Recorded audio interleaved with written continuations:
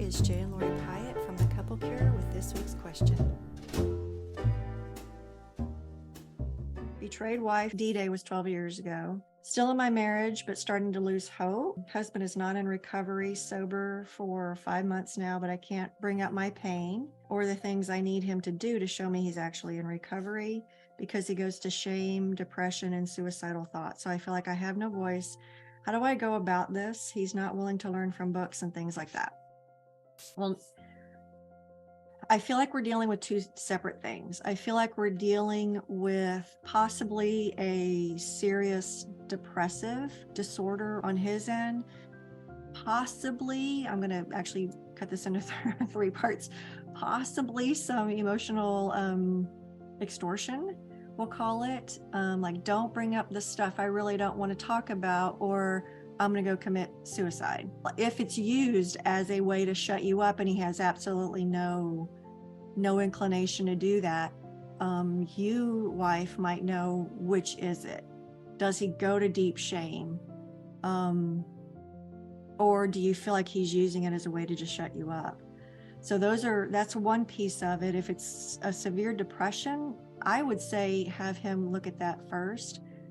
If it's in the middle part, maybe call me, reach out to me, and we'll figure out a path on how to start using your voice in a way that maybe he can hear you. Because if you've been there for 12 years, apparently some things are going well enough that you guys can still talk. So that's a good thing. So he's showing up well enough, and we might be able to work on that over time to help him to be able to sit in your pain. So that's the second piece that I talked about. The third piece I see happening is that he's not willing to read books. There are other ways. One of the best ways that Jay learned was through me, because he didn't read very much on that back then. So again, consider reaching out to me, because there might be some things that we can do to maybe speed the recovery along a little bit. Yeah, for me on this question, I'll make it quick.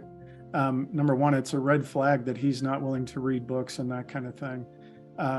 Number two, to me, this is what I refer to as the shadow.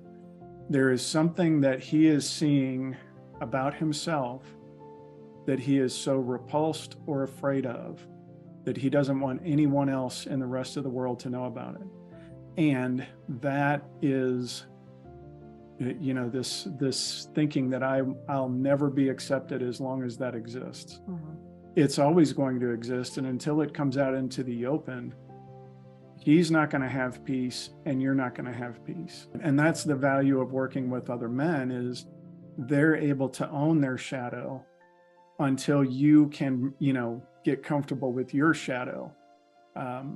And that is the value. You're not alone. You know that there are other guys in that room who have done the same or worse, and they're able to look at their shadow without crumbling.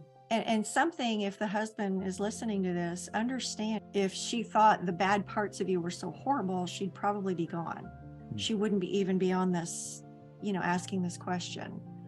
She obviously wants to save the marriage. And I think you want to be able to stand up under the light of the truth of what happened as well, just owning it. It's one of the things we help guys work on with all of us on the call.